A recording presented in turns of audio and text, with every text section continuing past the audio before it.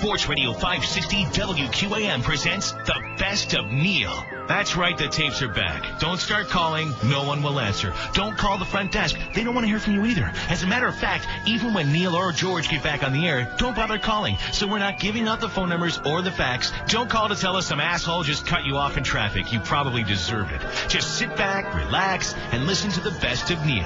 And if you don't like it, tell it to W. Man.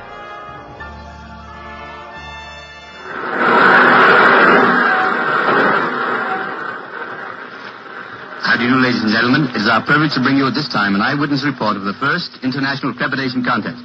We are speaking to you from the ringside of the great Maple Leaf Auditorium, which is packed to the rafters with spectators, eager and curious. For the benefit of my listeners who are not acquainted with the facts relating to this event, it might be well to describe the two contestants. Lord Windesmere from Wapping Foghole in Devonshire is, of course, the champion of the British Empire. The challenger is Paul Boomer, native son of Australia, who, I understand, worked his way to Canada in the crew of an ocean freighter carrying a load of Melbourne cabbage, upon which, so it is stated, Boomer trains exclusively. I see now there's a bit of a flurry around Lord Windesmere's entrance. And yes, here he comes, Lord Windesmere. I'll see if I can get him to come to the microphone and say a few words. Joe, will you see if we can get his lordship to come over here for a minute? Tell him it's for the radio. Okay, I'll get him for you. Thanks. Well, Lord Windesmere appears to be in good spirits. He's smiling and chatting. Thrown about him is a beautiful silk dressing gown of purple velvet upon which is worked, I imagine, to be the coat of arms of the House of Windesmere. It's a beautiful thing. Good boy, Joel. In just a minute, ladies and gentlemen, I think we're going to have his lordship himself come to the microphone and say a few words. Right over here, please. Right over here. Yeah, right here. Yes, folks, here he is, right in the microphone, the champion himself, Lord Windesmere. Your Highness, how did you come to take an interest in this unusual art? Well, I suppose you could say it all started over Lady Windesmere's fan. I see. Yes, I noticed she was constantly waving this fan in front of her face, so I asked her why the deuce she did it. So she retorted that if I insisted on constantly crepitating, she had to fan away in pure self-defense, you see. So, my friends were drawn into the controversy and persuaded me to capitalize on my proficiency and sort of going for it and all that. That's all. Thank you very much, Your Majesty. Thank you, and good luck to you. That was Lord Windesmere, a champion crepitator of the British... Oh, and here's the challenger. Here's Paul Boomer from Australia. Paul, over here, please. Please, ask Mr. Boomer to come over here, please. The radio. We want to speak on the radio. Just a moment, ladies and gentlemen. I think we'll have Paul Boomer for you right away. Yes, here he comes. His attendant has just pointed us out. How did Paul? How? He just waves his hand in greeting and starts walking over to the microphone. And here, ladies and gentlemen, is Mr. Paul Boomer. Will you say hello to our audience, Mr. Boomer? Hello, Canada. Now tell me, sir, when did you first realize that you were proficient enough to take a shot at the Empire Championship? Well, ever since I was a little nipper, I liked to fart. I remember I used to make my mother and father laugh their bleeding heads off when I used to let one go in church during the announcement of the Ladies' Aid. Excuse me, Mr. Boomer. On the radio, we call it crepitating. Now, look here, copper. What I always says is, a fart's a fart, whether you raise up on one cheek and sneak, or whether you give it a full blast like I do. Very well. As long as the CBC is no objection. I personally find the four-letter word much easier to say and more descriptive than the longer and more academic crepitating. Thank you. And I would like to say... Oh, and there's the bell. Thank you, Mr. Boomer. And good luck. Paul Boomer hurries off to the center of the arena to meet the champion and to receive instructions. Now the house lights are dimming, and the great flood of high-powered electric lights cascade down onto the center of this great arena where stands, in simple eloquence, the farting post. The farting post is about 4 feet high and is decorated with red, white, and blue bunting up to about 9 inches from the top. The bare top section is worn smooth by the grip of many hands in previous contests. And now it appears that Paul Boomer is to be the first at the post. Now, that, I believe, is customary for the challenger to make the first effort. Yes, Paul Boomer takes off his dressing gown and strides to the farting post. He grips it firmly around the top and flexes his knees. The signal to commence has not yet been given, so we may assume that these are just preliminaries. I think I have time to describe Mr. Boomer's outfit. He's stripped from the waist up and wears a tight-fitting trunks of powder blue trimmed with scarlet. These trunks are similar to those worn by wrestlers with one important difference. Excuse me. There's a hole about 6 inches in diameter removed from the seat. This, of course, has been done for obvious reasons. This symmetrical aperture is called the fenêtre de brise, literally translated meaning the zephyr window. Mr. Boomer's fenêtre de brise has a scarlet trim around its perimeter, giving a very provocative air to this genial Australian backside. There goes the signal to commence. You might have heard it over the microphone, a blast on the medieval Bronx Spiegel, the traditional woodwind instrument associated with this sport for centuries. And now a hush falls on the vast throng as Boomer walks slowly, deliberately to the farthing post. He's exuding confidence, and he gives one last all-encompassing grin to the tense audience as he grips the farthing post between a pair of hands that look as though they could splinter the post. Now he flexes his knees, much in the manner of a boxer. He seems to be concentrating on the very top of the farthing post. You can hear a pin drop, and here it comes. Oh, a beauty, a beauty. I think it was a triple flutter blast. Yes, that's what the judge signals. A triple flutter blast. That gives him 25 points right off the bat. And another of the same, and another 25 points. That's followed by two. I beg your pardon, 3 fuzzy farts in rapid succession. It's amazing how this man can change pace and style of offering by a slight, simple shifting of his buttock area. He's still gripping the post in complete concentration. Boomer now has a score of 65. Those last 3 fuzzy farts at 5 points apiece, adding 15 to his previous score. And now here's something coming. A flooper, a perfectly executed flooper. What's that? I'm sorry, ladies and gentlemen. That was a follow-up flooper.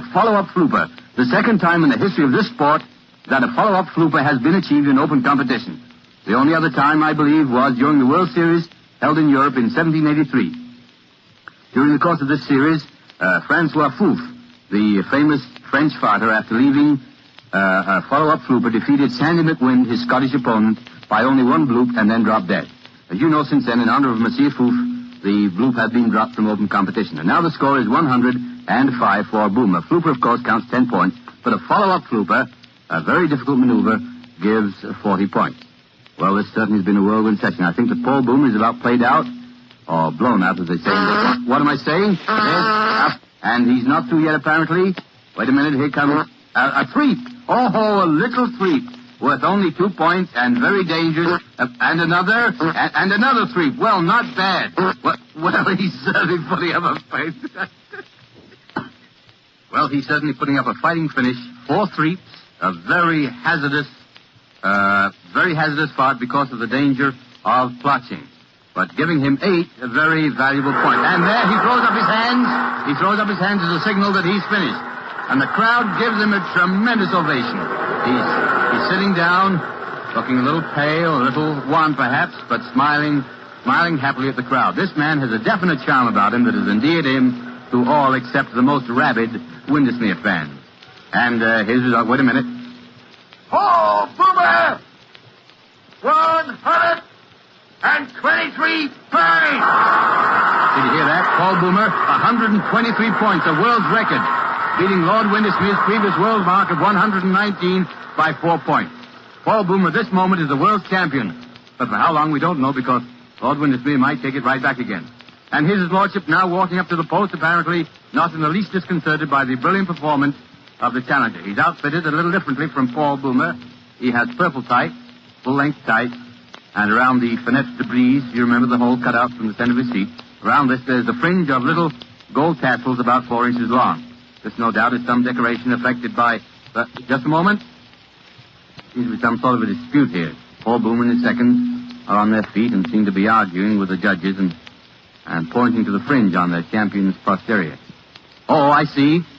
Paul Boomer is claiming that the fringe might add a whistle or some other sound to Lord Windesmere's efforts and so increase their value. And after all, in a closely fought contest like this, every little advantage must be jealously watched. The judges appear to be agreeing with Paul Boomer, and they direct the champion to remove the fringe.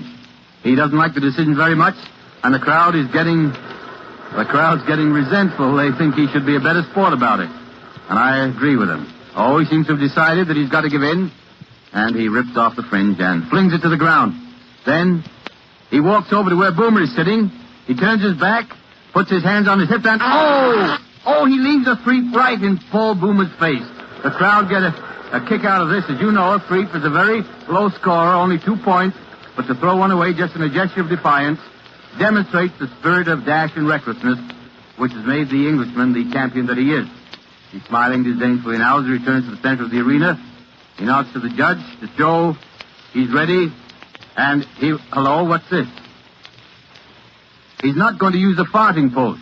Lord Windesmere, the champion, in a final gesture of contempt, scorns the use of the farting post. Well, this is developing into a bit of a grudge contest. He has his hands on his hips, feet apart, knees slightly bent, and a sizzler. His first attempt and another one. 2 in a row, and another one, a third. 3 sizzlers in a row, a tremendous effort. 60 points in his first 30 seconds. This one. And 1, 2, 3, 4. 4 fuzzes. 4 fragrant fuzzes in rapid succession. It's a pleasure to see the ease and comfort with which his lordship leaves his fart. Perfect technique. And now his score is 80 points. 80 points in the first 30 seconds of the post. Now he's getting ready again. Hands on hips. A little bit red in the face as he strains to... Oh, something there. Wait a minute. Something's wrong. His attendants run into him. He's in some kind of distress. I see. Yes, the judge's signal. It was a plotcher. Oh, hard luck, your lordship, sir. Hard luck. The champion left a very bad plotcher and will be penalized 15 points. That puts him back to 65 points, 59 short of the 124 he needs to retain his championship. He's all set again and seems to be straining a little more cautiously. And here is...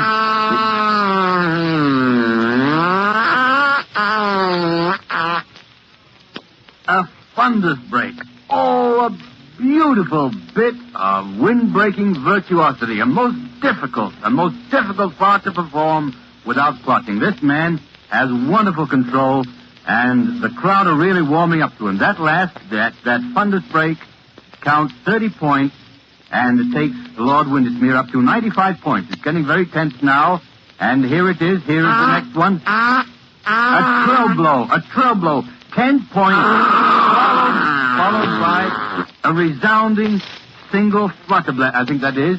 Wait, yes, the judges proclaim that to be a single flutter blast. A lovely change of pace there. And now the excitement is growing unbearable as the champion takes a step away from the post, and his score is 120. Just 3 points short of the Paul Boomer mark. Just 3 points short. If he gets one more fuzzy or 2 small freaks, it's all over but the shouting, and the challenger will have to return to Australia with his shattered hopes. I think everyone's heart aches for Paul Boomer. He's really a great guy, but Windesmere steps up to the post again and looks very confident as he gets ready for the killing.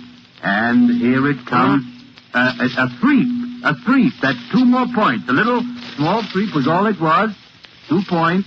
And now it's practically over. Just 1 more of those little threeps, those little 2-point threeps, and the contest will be over. It seems as though his lordship was deliberately tormenting Boomer by dallying. But Boomer's smiling. It's a forced smile, but he's trying hard. He's sitting there trying hard to take it like the grand sportsman that he is. But you can see defeat standing ready to take away his dreams at almost any instant.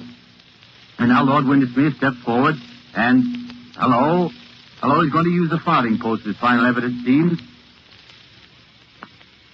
Flexes his knees. It looks as though he's going to try for a high-scoring effort for a whirlwind finish. Perhaps another sizzler. And now he's trying very hard. The veins are starting out on his forehead, and even the trickle of perspiration venturing down his temple seems to hesitate, so that this mighty last effort should have undivided attention. Now, the suggestion of a smile from the champion. He seems to have decided just what treatment he's going to give this final bid. I see the audience, almost to a man, is on its feet, breathless and tense. He closes his eyes. A look of pure ecstasy on his face. Oh, he's shit!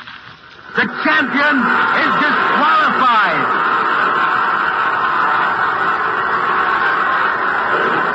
Ladies and gentlemen, as a special service feature, we have brought you direct from the ringside of the Maple Leaf Auditorium a blow-by-blow description of the first trepidation contest held under international auspices. This broadcast replays midweek meditations usually heard at this time. Your narrator, Sidney S. Brown. Now back to the best of Neil on 560 QAM. Here's your brand, honey. Brand again? It tastes so crappy. You know, I'd give my immortal soul for a brand that tastes good. I heard that. Beelzebub, Lord of the Underworld, what are you doing here? I heard you're not eating your fiber, Bob. Perhaps you'd like to try a new Beelzebran. Oh, what's so great about Beelzebran? Well, one bowl of Beelzebran has all the fiber you'll need to keep regular, but the best part is it tastes great. Wow. Besides, if you don't eat your fiber, your Bowels will clog with rotting meat, and your intestines will fill with cancerous tumors, and blood shall spurt from your anus. Okay, I get the point. So I'll eat my brand. There's a good fellow. Thanks, oh desolate one. No problem. Now, about your immortal soul, Bob. Beelzebub? I'm just kidding. Beelzebran. Because good health shouldn't cost you your soul. They're smoking it out in the Everglades. Voices. Every time you turn around, there's another one coming straight for you. Your mom, your girlfriend, your buddies, right? And somehow your voice, the one that really matters, gets buried. But man, you can't let it stay silent. And that's why the Air Force could be the place for you. You'll earn a good salary, learn from 125 What the hell is job this? skills, and serve your country. Well, that's the well, it's Roy Foster's fault, okay?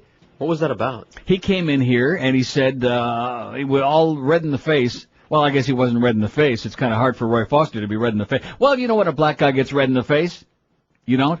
But at any rate, he looked embarrassed and he said to me, that's you should be talking about my personal stuff on here. Like I said, what personal stuff? He said, my plumbing problem.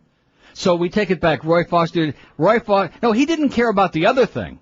You keep thinking it's about that stuff with that sales broad. No, he doesn't care about that. Everybody knows that. No, he's concerned that people will somehow this great ex-Dolphin player whom we all admired when he played, although he's really badly out of shape and fat now, and we understand why he tried the Atkins diet, because he's big as a house.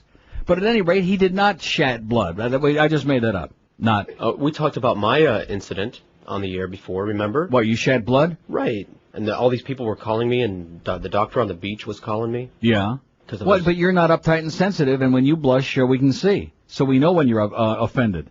But when Roy blushes, we can't see it. So that goes to show you one more good reason not to be black. Because if you're going to be sensitive and start blushing about stuff, how the hell are we supposed to be knowing it, huh? I don't be knowing it. God damn it. So Roy did not crap black or green, whatever it was, purple, red, whatever color it was. Oh, it was purple. Okay, whatever. Just go upstairs and do what's her name and get out of here, Roy. Go sell some spots. Here's Deerfield. Hello. Neil. Yes, sir. How are you? Great. Never been better. Listen, I just stepped into the house for a minute and flipped the TV on.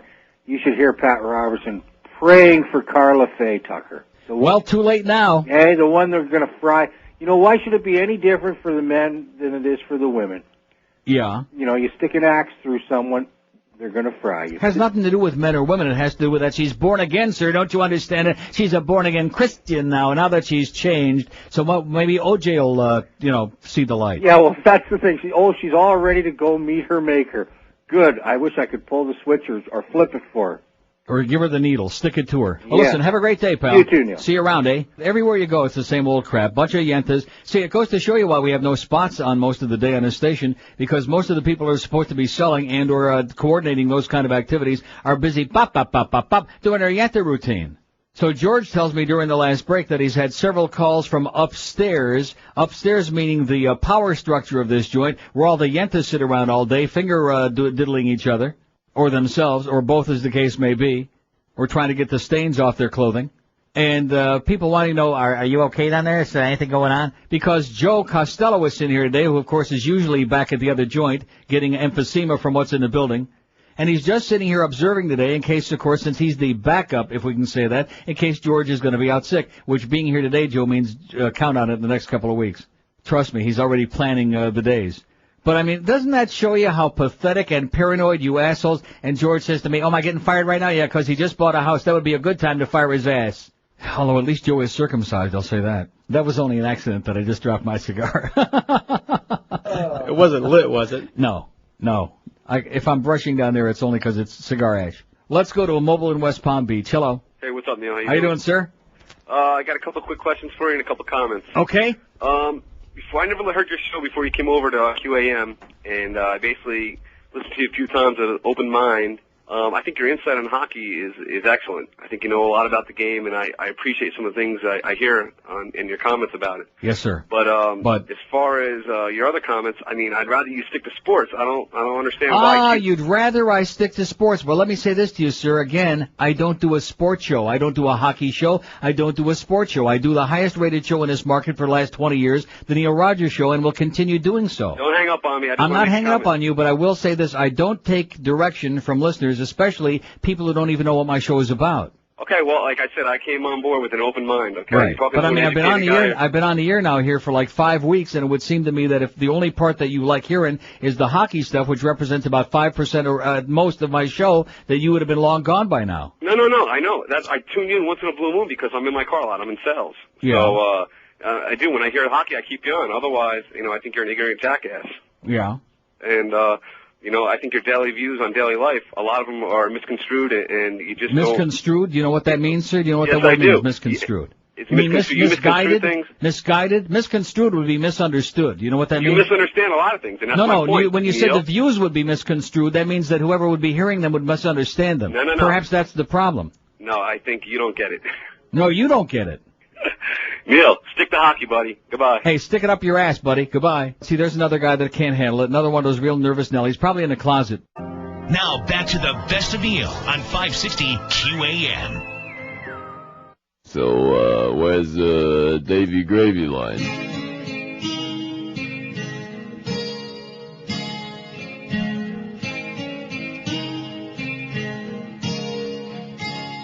Rectum. I took a call from Ebonics. They say the future be bright for me. Now I can't get no job, 'cause I don't got no literacy. I was talking like an old Negro. Ebonics taught me how this way. Now I can't do nothing, but my heritage say that's okay. Change my name to Shufro. All right. Got a deuce and a quarter and a Cadillac. I remember when I was stealing all the white man's cars, hanging outside the Belvedere bar, crying the blues about poverty. White devils got no job for me, and I thought Ebonics would give my life a change. Now I got to go and sell more crack cocaine, crack cocaine, crack cocaine, crack cocaine, crack cocaine, crack cocaine, crack cocaine. Crack cocaine, crack cocaine.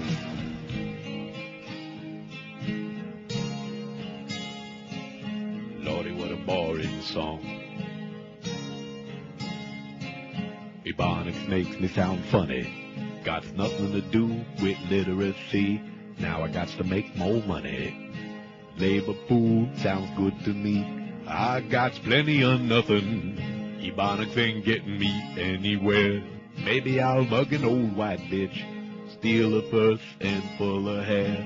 Then I'm gonna take some money, buy a stereo and a Frigidaire.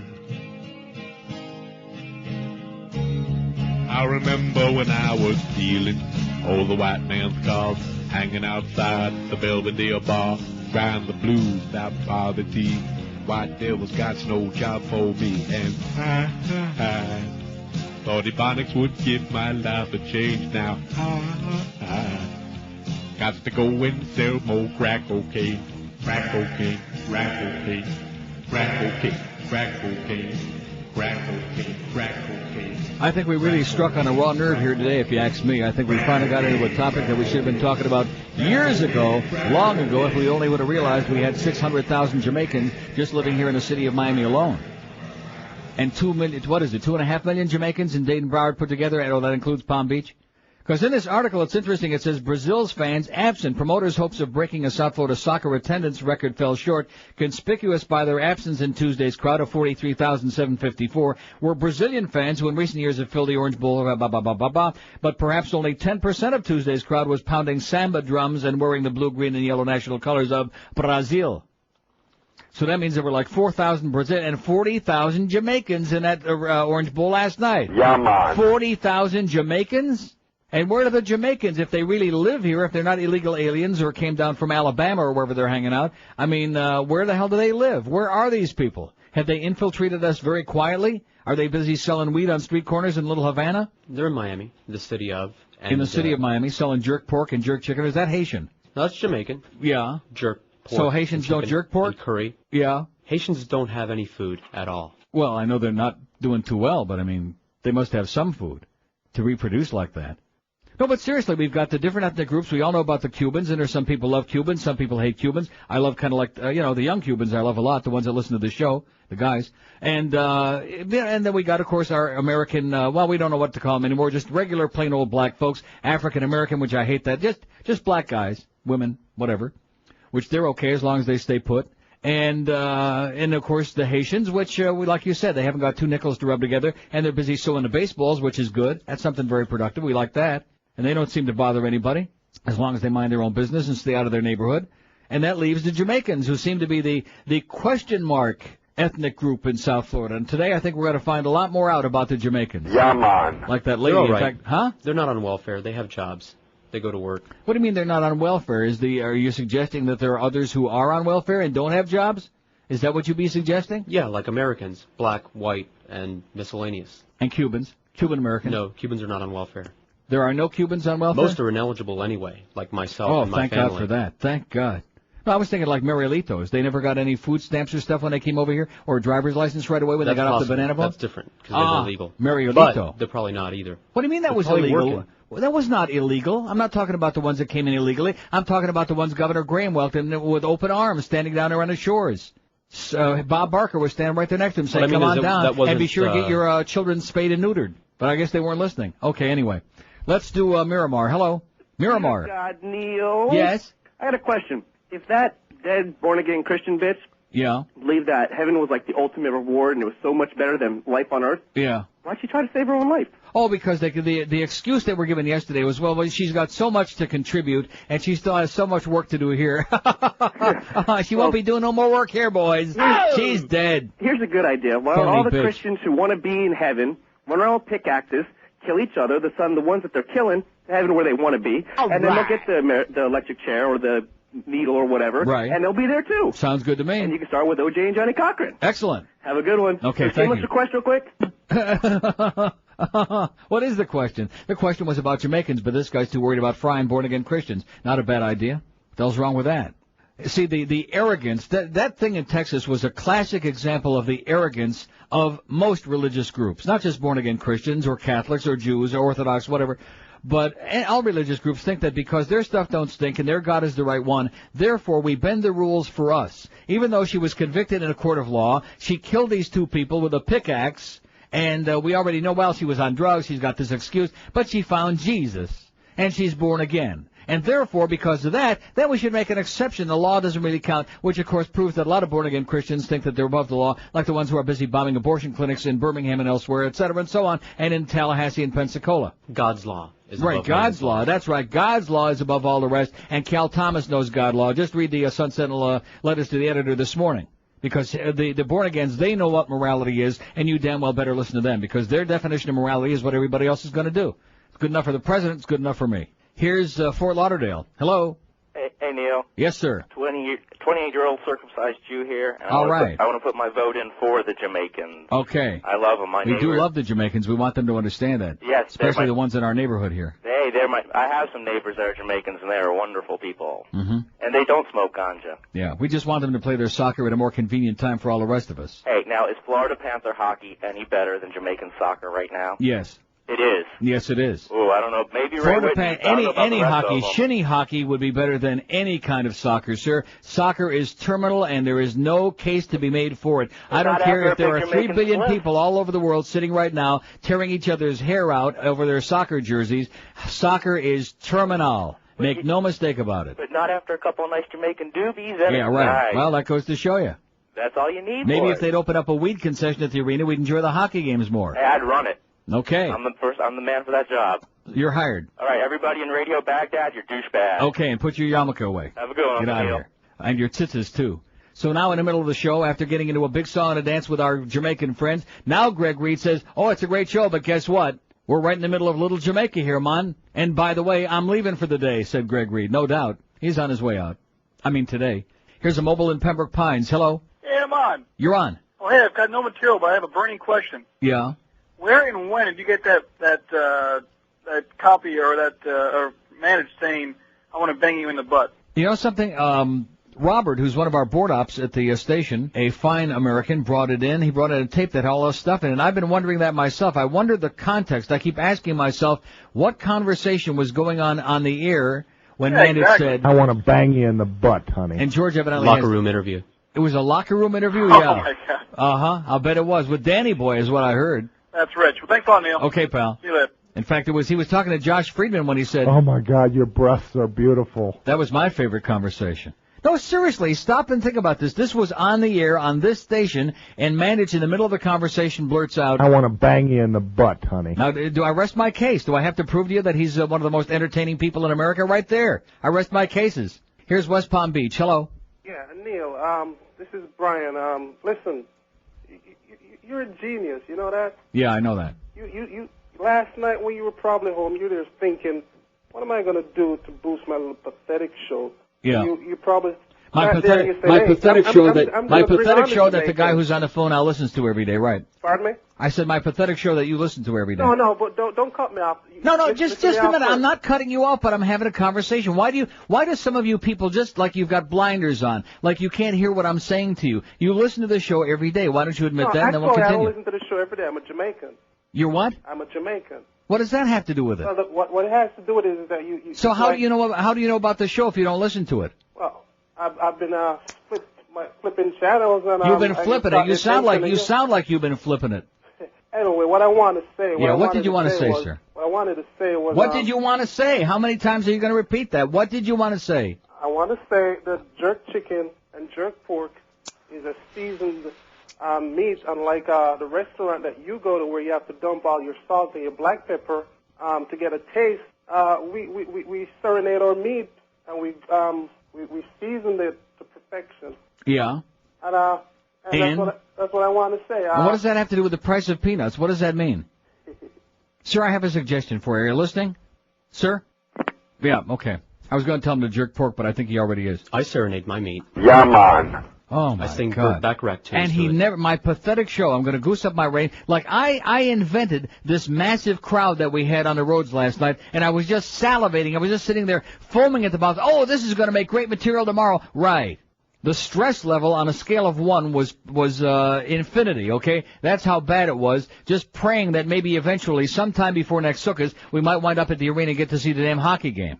But I just invented it, and I just am an evil person who may occasionally jerk pork. Now back to the best of Neil on 560 QAM. Salespeople are ice holes. I want to start the month of February in this week with something that I rarely, if ever, do, and that is apologize to a sales hole.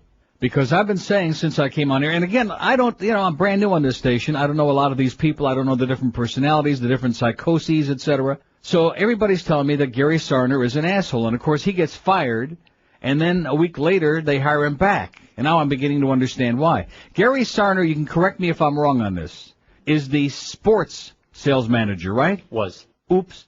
Used to be. Well, at any rate, he was involved in selling the ball games, the Dolphins, the Marlins, the Panthers, whatever, the sports stuff. Now, it seems to me, and again, I don't know because I'm certainly not privy to any numbers or any real inside information, but it seems to me that when you listen to the sports events on his station, that there's a lot of advertising. In fact, when the game is over, like a Panther game, I mean, on and on, which is fine. You got to get those spots in there, make some bucks. Great. But the fact that we've got, 42 sales managers here, it indicates to me that maybe Garrett, now he is hung like a mosquito. That part I do not retract. Because we've talked to guys who have showered with him, and yes, they do have communal showers here. Roy Foster was telling me about that last week. He said, just like being with the Dolphins, you shower with the salespeople. And I said, Lou Ann's not involved in that, is she? Well, maybe that's why Linda Doyle left. She couldn't handle the heat anymore, so to speak. Those communal sales showers. Well, if you're going to be a sports station, you got to have that kind of sports ambiance.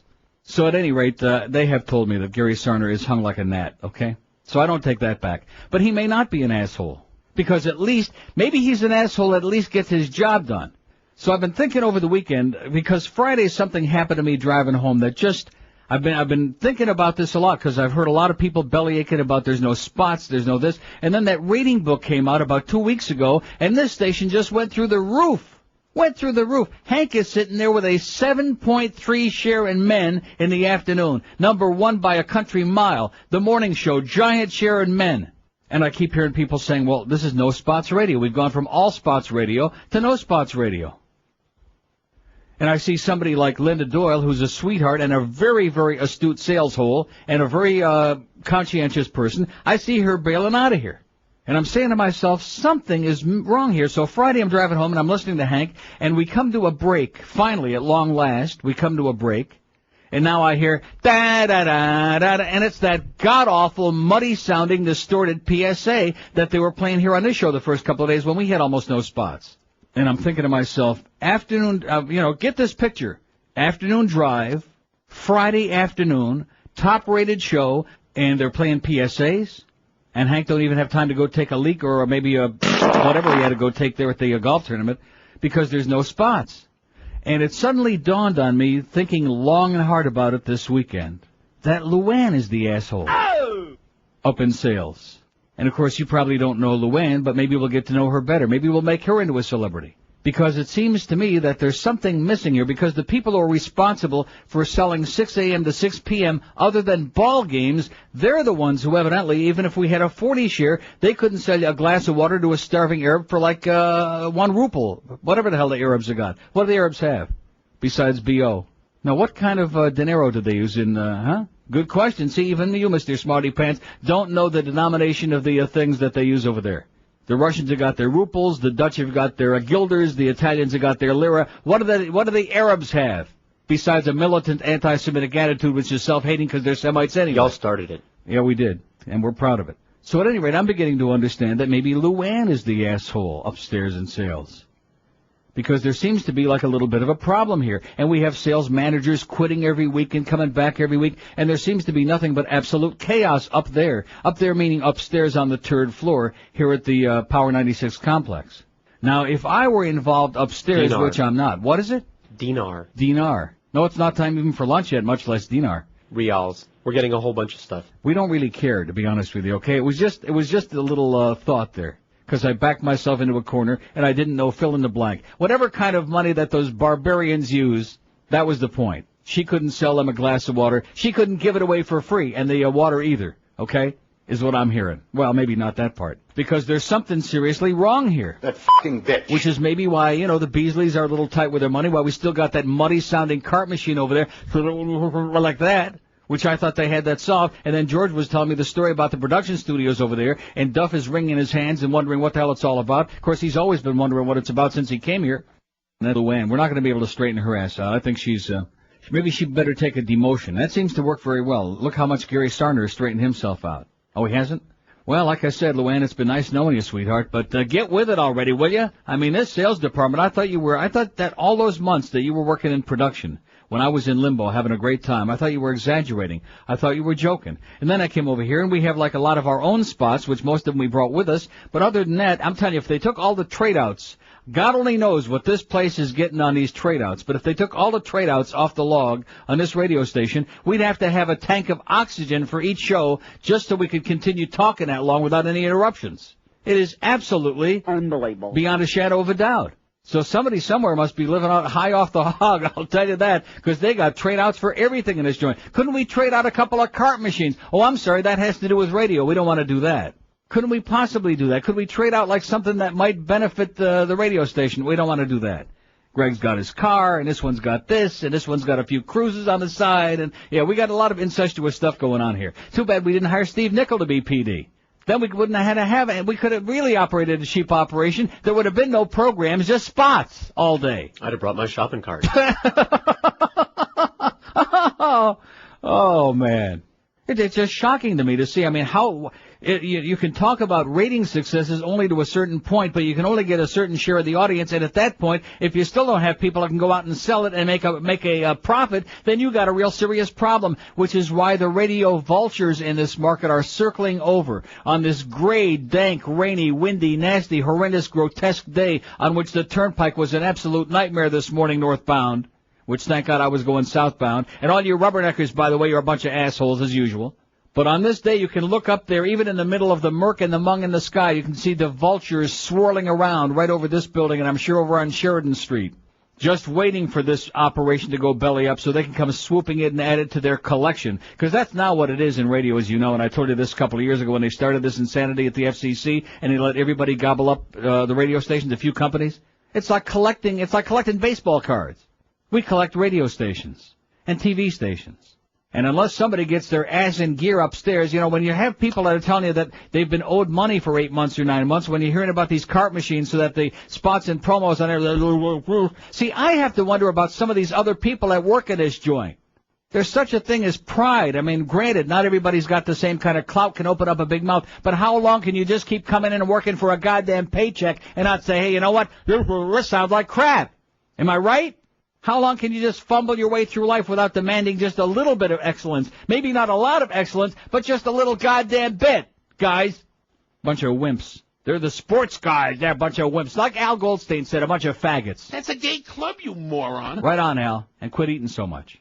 Which I could talk a lot about that, too, about the eating business. The eating business. About everybody you know, like presenting you with food. Putting food in front of your face. I guarantee, I predict right now I'll never see the 1st of March if the food thing doesn't stop. And by the way, Ma, no lunch tomorrow, sweetheart.